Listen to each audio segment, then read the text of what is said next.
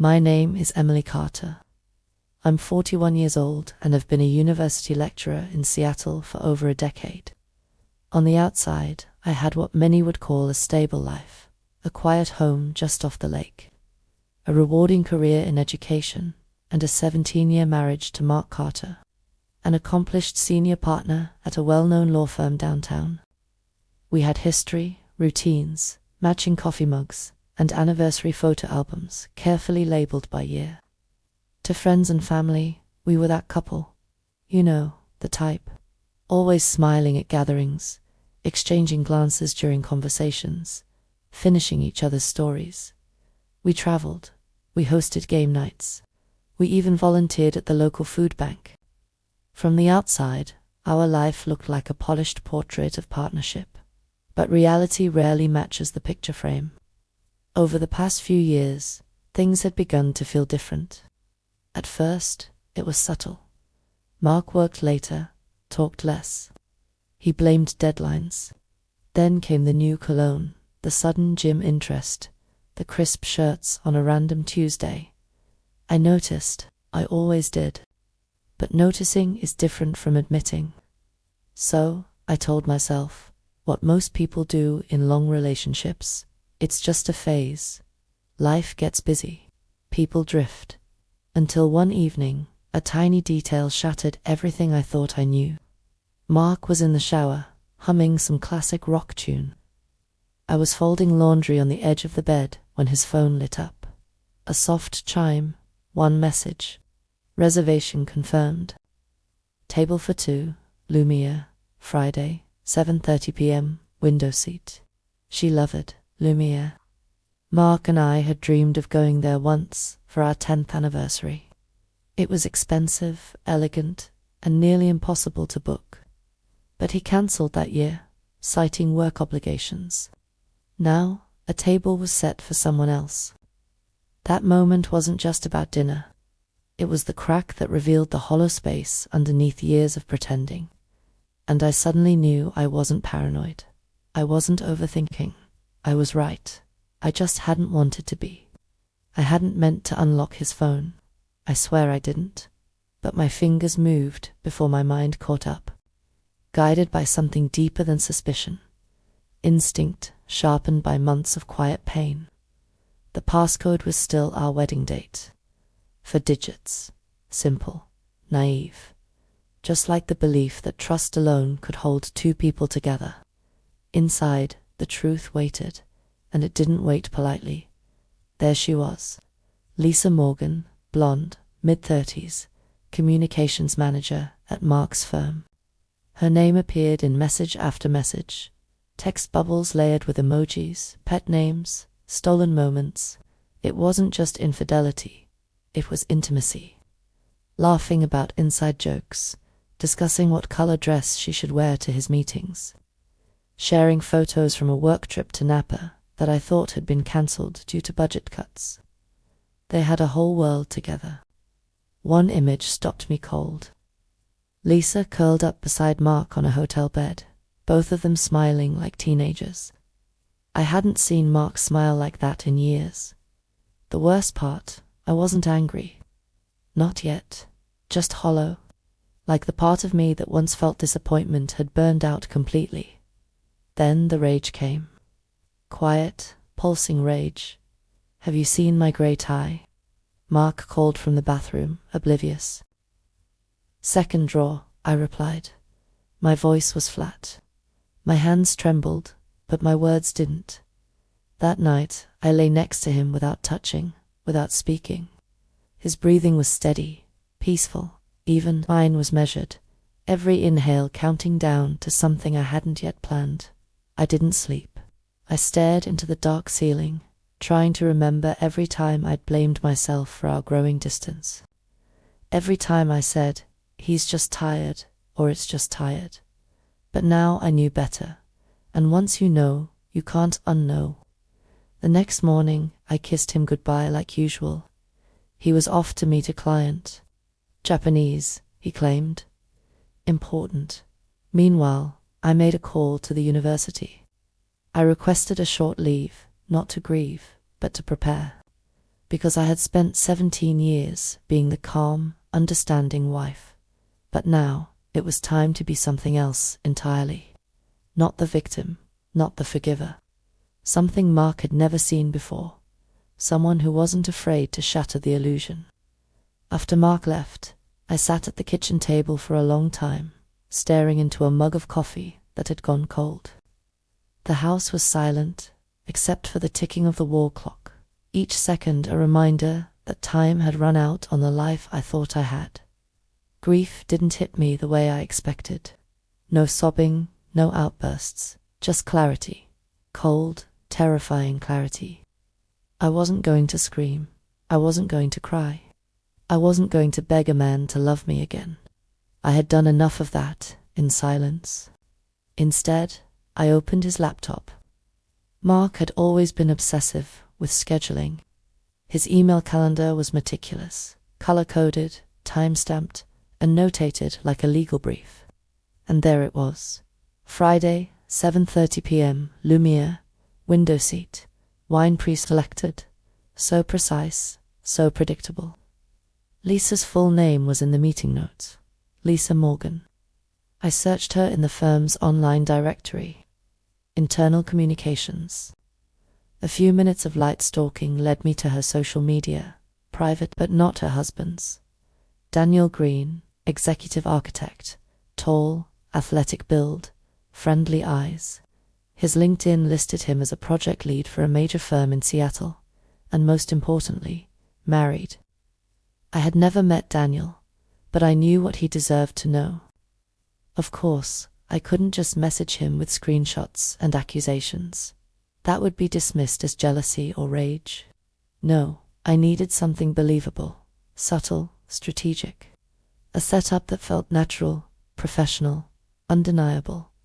That's when it clicked. As a university lecturer, I often invited professionals for guest speaker sessions. I drafted the email carefully, concise, respectful, seemingly random. Dear Mr. Green, my name is Emily Carter, and I currently teach in the Urban Planning Department at Washington Metro University. We're re-hosting a guest series on design innovation and came across your recent project in the Fremont Riverfront District. We'd love to invite you for an informal dinner meeting to discuss your insights further. I've reserved a table for Friday evening, 7:30 p.m. at Lumiere, downtown Seattle. Looking forward to the possibility of working together. I read it over 3 times before hitting send. He replied within 2 hours. Thank you for the kind invitation. Friday at 7:30 works perfectly. I look forward to it. It was done. Next, I called Lumiere. Hi, I said with my calmest voice. I already have a reservation under Emily Carter, but if possible, I'd love a table close to one booked under the names Mark Carter and Lisa Morgan. We're exploring potential collaboration and would like to be nearby. The hostess didn't hesitate. Of course, ma'am, I'll seat you accordingly. I smiled for the first time in days, not because I felt joy, but because I had a plan, and it was working. I didn't want revenge in the way people imagine it. Dramatic scenes, tears, shouting across candlelight tables. I wanted the kind that left no room for denial, the kind that unfolded slowly, like a curtain revealing the truth center stage. Mark thought he was orchestrating a perfect evening. What he didn't know was that I had rewritten the script, and on Friday night, the performance would begin. Friday came faster than I expected. I had rehearsed every scenario in my head, but nothing could truly prepare me for what was about to happen. I arrived at Lumiere 20 minutes early. The restaurant was just as I remembered from the photos. Elegant, dimly lit, polished to perfection. A place meant for celebration, for love, for secrets whispered over wine. The hostess greeted me with a soft smile and led me to a table near the window, right next to the reservation under Mark Carter. The view was stunning, but I wasn't there for that. I wore a teal silk dress.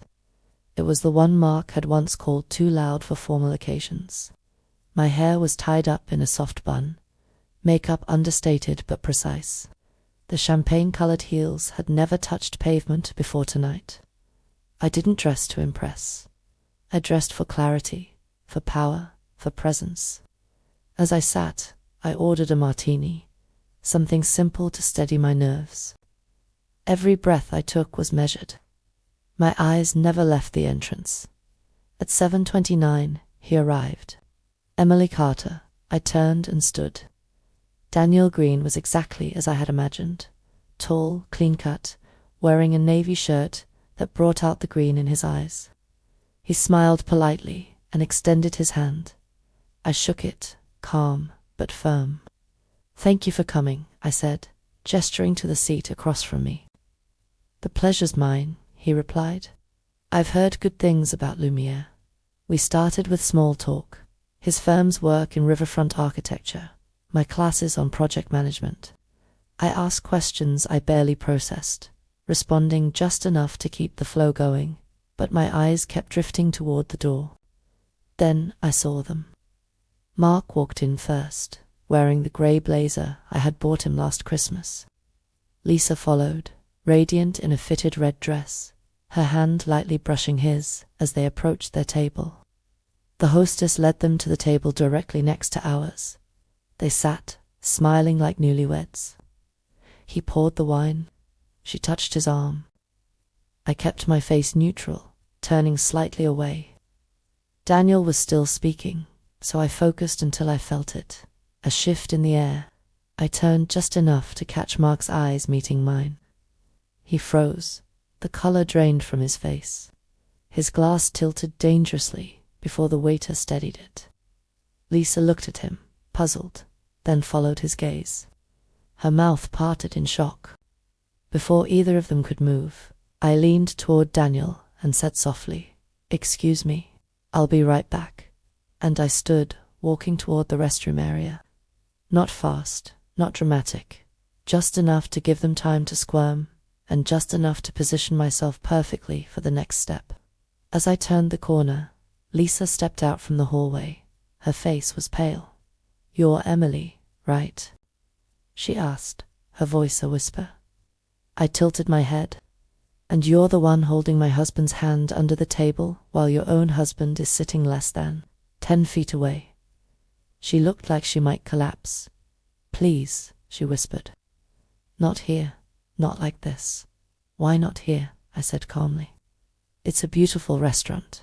Candlelight, music, perfect ambience for the truth." She opened her mouth, but no words came. I looked past her. Mark stood nearby, trying to gather the courage to step forward. Too late, I turned slightly and called, "Daniel, could you come here for a second?" Daniel stood and walked over, confusion on his face. "What's going on?" he asked. I looked him straight in the eye. "This is my husband, Mark Carter," I said clearly. "And I believe you know Lisa, your wife." Daniel turned to her slowly. Her face said everything. Silence fell over our corner of the restaurant. No one dared to move. Mark tried to speak. Lisa covered her mouth, tears forming, but I didn't wait for apologies. I turned around and walked back to my table, letting the moment settle in behind me. Revenge wasn't loud. It was quiet. It was truth. Served ice-cold right between the wine glasses and the perfect lighting. I returned to the table and sat down slowly. Daniel didn't follow immediately. He stood there for a few moments, staring at Lisa, then at Mark. His face wasn't angry. It was blank. The kind of expression you wear when the ground has just disappeared beneath you. I signaled the waiter. "Please," I said quietly.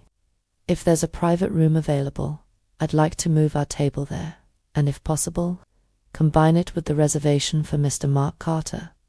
He nodded, eyes flicking between us all, and walked off without a word. 5 minutes later, we were being led through a velvet curtain to a quiet, secluded room at the back. 1 table, 4 chairs. I sat first. Daniel took the seat beside me, still stunned. Mark and Lisa hesitated, then sat across from us. For a long time, no one spoke. The air was heavy with everything unsaid. Mark broke the silence. "Emily, I don't even know where to start."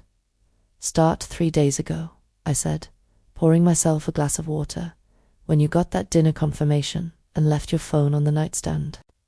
His mouth opened, then closed.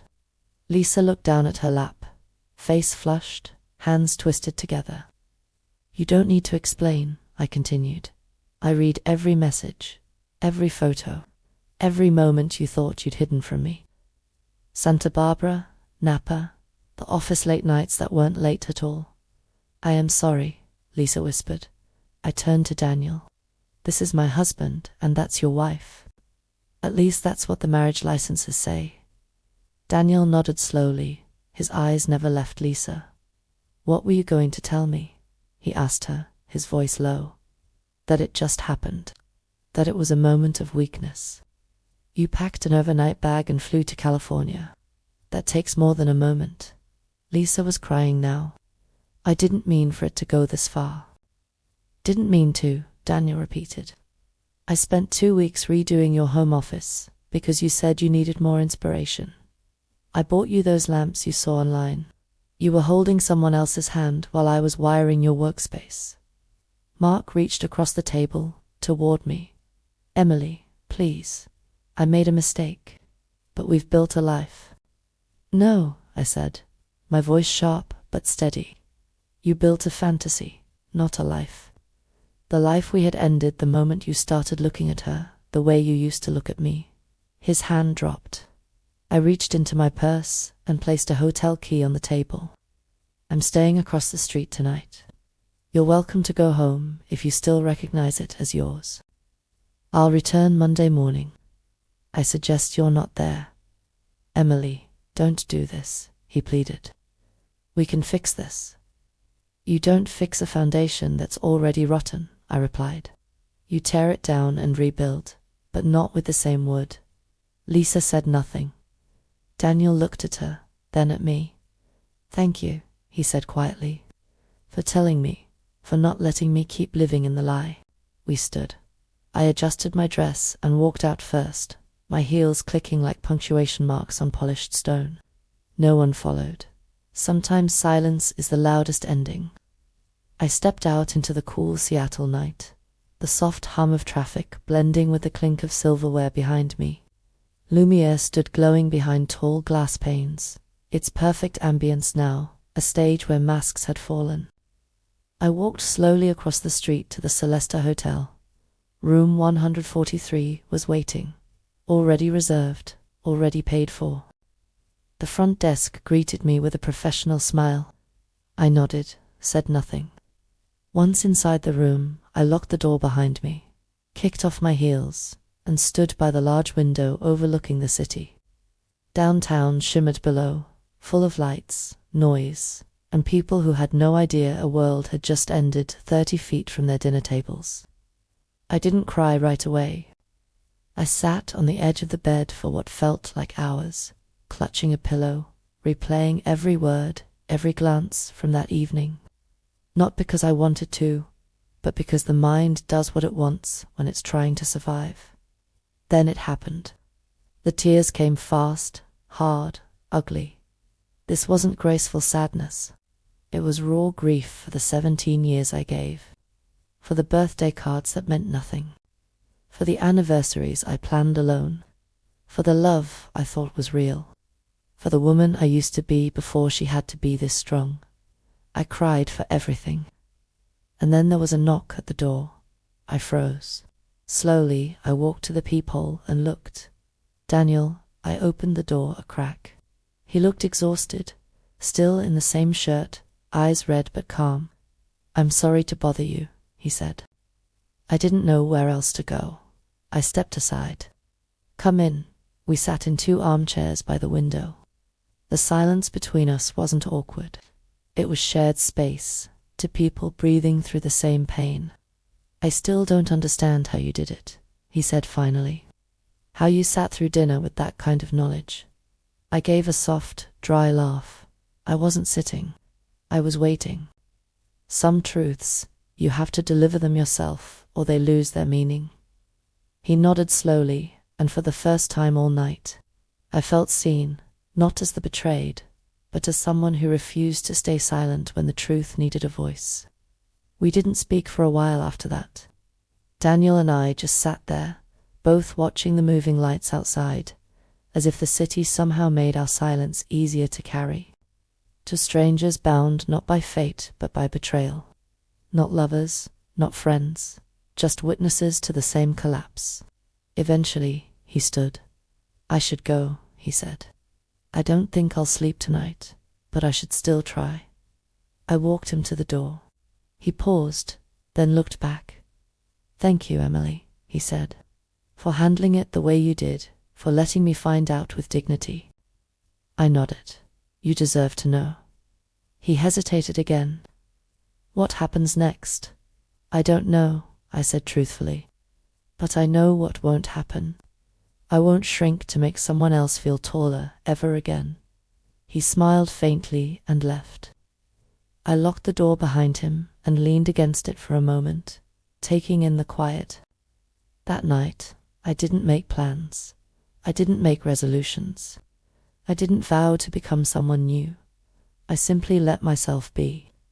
Not Mark's wife, not the betrayed, just a woman in a hotel room with mascara on her pillow and nothing left to pretend. Sometimes closure doesn't come with a bow. Sometimes it comes with a silence so complete it finally makes room for your own voice again. And that's what I chose. I didn't text Mark. I didn't answer his calls the next day. When I returned home on Monday, his things were already packed. A quiet goodbye, sealed in cardboard boxes and absence. I walked into my bedroom and opened the curtains wide. The light flooded in, golden and warm. It didn't fix everything, but it reminded me that there's always another morning. To anyone listening, wondering if you're crazy for noticing the changes, the distance, the way they stop laughing at your jokes, trust yourself. You're not imagining it. You're just not blind. Because we all deserve the truth, and more than that, we deserve peace. Thank you for listening.